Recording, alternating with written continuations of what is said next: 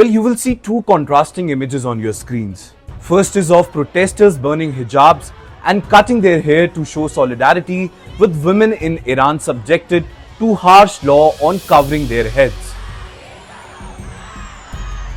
While the second is when Merat Benam gathered courage to ride her yellow scooter through the streets of Tehran, defying the hardliners who believed a woman riding a motorcycle or a scooter is an excessive flaunting of her beauty prohibited by Islam. Well, the second image paved the way for big change in Iran. And now, something is again changing for the young generation under Khamenei's regime.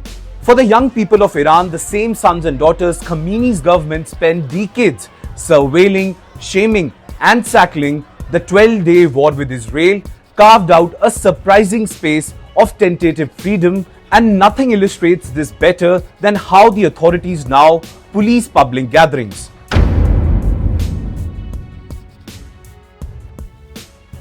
Before June 2025, everyone in Tehran knew the unwritten laws. Gathering with mixed groups, Western music playing out, or even a whiff of irreverence meant risking a raid. Nights that began in laughter often ended with panicked text and empty seats where friends had been plugged away by morality police. People used to dance behind blackout curtains, raise their voice in songs only after triple checking for informers, and every party bore an air of waiting for the door to cave in.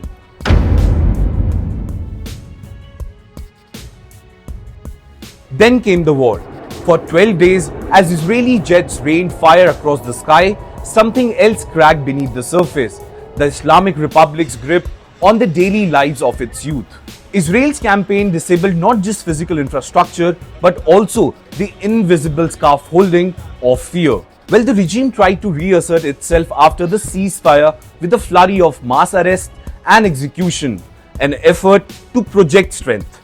But Khamenei found himself exhausted, battered not only militarily but psychologically too.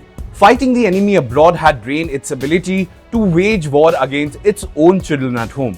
And so, today a subtle but profound change is sweeping Tehran and beyond. Mixed gender events, once a red flag for instant crackdowns, now unfold in quiet defiance. Well, Western music drifts out of open windows. Police vans cruises by, sometimes pausing to look, but not doing anything anymore. Parents still worry, the regime still watches, but the enforcers seem less eager and more hesitant. Seems like demoralized by the losses at the front and uncertainty about their authority now that the mask of invisibility has slipped away.